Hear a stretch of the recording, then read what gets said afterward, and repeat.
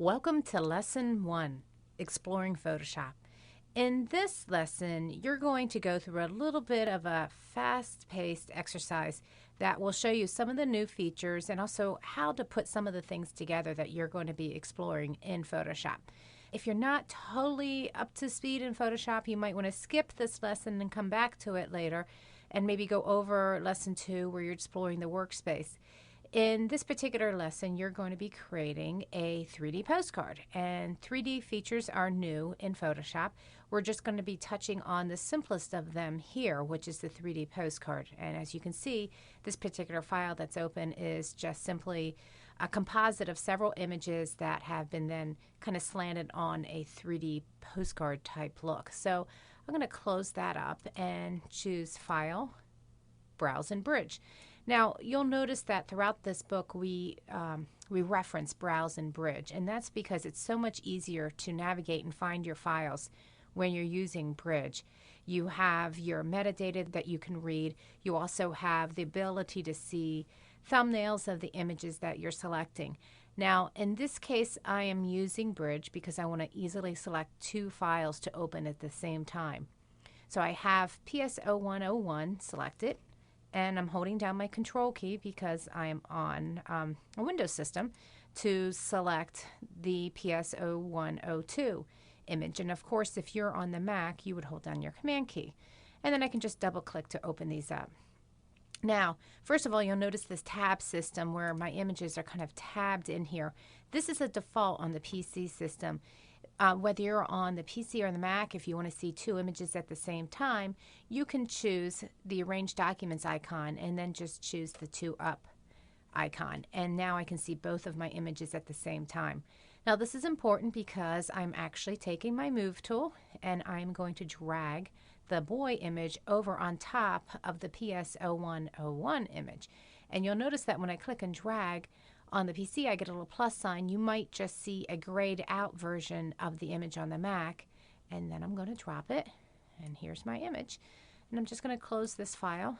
And now I have a little bit more space to work with this one image, which has already created a composite of two images.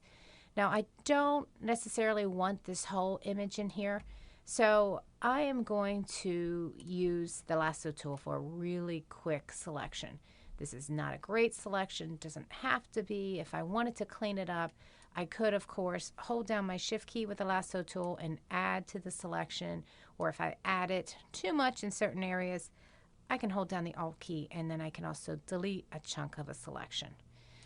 Okay, but I'm going to say this one's good enough. Now I'm going to find a new panel, and the panel is called Masks. And if you don't see it immediately, you can go underneath Window, and that lists all your panels, and I'll choose Masks. And in here, I'll just say to create or add a pixel mask, and I click on that, and this really horrid mask appears, and I'm going to fix this though. And how I'm going to fix this is by maybe feathering it and smoothing it out a little bit. There's an option directly in the Masks panel that's called Mask Edge. And if I click on that, I can come up here and I can set different settings. Like for instance, maybe I want to increase the radius of how much edge I'm selecting and changing. Maybe the contrast, I'm going to leave that down at 0. Maybe I want to zoom it out. I'll leave that at 3. But I want to feather it to about a 10. You can either use the sliders in here, or if it's a little bit easier, you can just select those values and then type in the value that you want. I can also contract or expand this if I was trying to make it swell in or out my selection area. But I'm going to leave this for right now and click OK. Okay, so I have these two images in here. I'm now going to go ahead and add another image. I'm going to take my Move tool and just reposition him a little bit. And of course, if you want to edit your mask further, you can just click on this mask. Do you see how this is selected, the image, because it's got the bars around it? And if I click on this one, now that has the bars around it, or the corner marks. I can now take my paintbrush. I'm going to press D to make sure I have the default colors of black and white. And you'll notice that if I paint in certain areas with white as my foreground color, I'm actually opening up that mask and maybe getting areas that I missed. And if I press X, boom, it changes to black. And I can then eliminate some areas that I didn't want to begin with. And as you can see, I've got this really kind of hard brush here. I'm going to throw in some tips here that you'll also find later throughout this book. If you just simply look at your keyboard, you'll see two brackets to the right of the letter P. If you press the right bracket, your brush size becomes larger. If you press the left bracket, your brush size becomes smaller. If I press the right bracket and make this larger, it's still maybe got a little bit too hard of an edge for me. I can press Shift right bracket to make my brush harder, or Shift left bracket to make my brush softer. You see I now have a softer edge in here, and I can just make this a little bit better. Okay, so now I'm going to add another image in here, but I don't want to destroy my image that I've got already. So I'm going down to the background layer and activating it, and I'm going to create a new layer. Now if I create a new layer, it as the default will go on top of the active layer that I have selected, and it will just be called layer 1 or layer 2 or whatever it wants to be called at that point. If I hold down my Alt or Option key and click on the new layer icon, it brings up a dialog box so that I can name this ahead of time. So I'm going to call this graphic and press OK. And now I'm going to choose File, Browse and Bridge, open up a graphic, PS0103, and again just choose that I want to see these two up. And now I'm going to use the clone tool. Now the neat thing about the clone tool in CS4 is that you're going to see a preview prior to me cloning as an automatic feature. So in other words, if I come over to my graphic over here, I'll select my clone tool. I'm going to Alt or Option click. I'm going to come back to this image, but before I do, I'm going to make sure that my blending mode is set for overlay and that my opacity is set for 20%. Now, I'm going to come back to this image. I'm just going to click on the PS0101 tab. And even though I Alt or Option clicked on this image over here, the PS0103 image, I can still clone from one image to another. And look at that, I've got a little preview and even show me the brush size of what I'm going to create. Now, you can change the brush size by just right-clicking anywhere. I have this set at 200 pixel, and I have the hardness set at 0, which means it's a very soft brush. I'm just going to click, hit the Enter key to get that out of there, and I'm going to start painting right above his head, and you'll see that with that light opacity, I can continue to add to this selection. So it gets darker where I'm painting it over and over again because it's adding 20% on top of 20% on top of 20%. That looks good enough for me. I'm going to close up this other image, and I'm going to select the Type tool, and I'm going to go ahead and just click anywhere, and this automatically creates a new type layer. Now, in this particular image, I'm going to go ahead and type bike on. And I'm not sure what typeface I want to use, but I can select my typeface name up here at the top and just press the arrow key down until I find one that I like, and that looks okay.